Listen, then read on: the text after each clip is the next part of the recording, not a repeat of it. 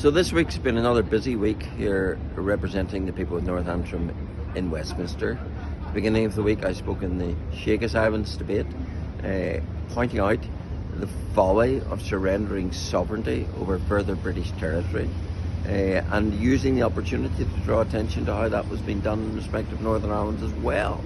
And again, when we came to discussing farming, I drew the attention to the fact that these 300 areas of law, which covers all of our agri-food industry, again are subject not to laws we make here at Westminster or at Stormont, but to laws that are made by foreign parliament. And then today, with Prime Minister's questions, I followed that up by putting it to him.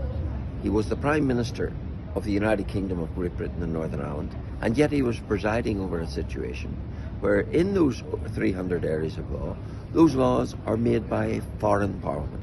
How was that democratic, I asked, and what ambition had he to restore the United Kingdom's sovereignty over that, and thereby UK sovereignty over our economy in Northern Ireland? Sadly, of course, the answer was that he's in the business of implementing the perfidious Windsor framework, which puts us in this position.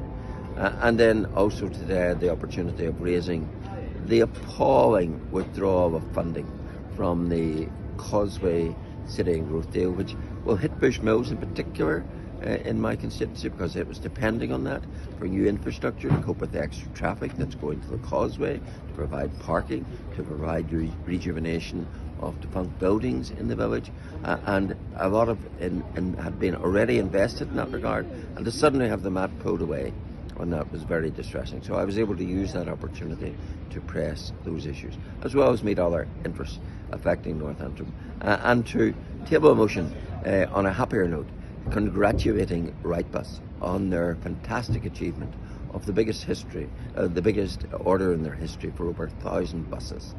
What a magnificent recovery we've seen at Galgorm for that wonderful factory. And that's down to good management and a very dedicated and very efficient and effective workforce. So well done to all of them.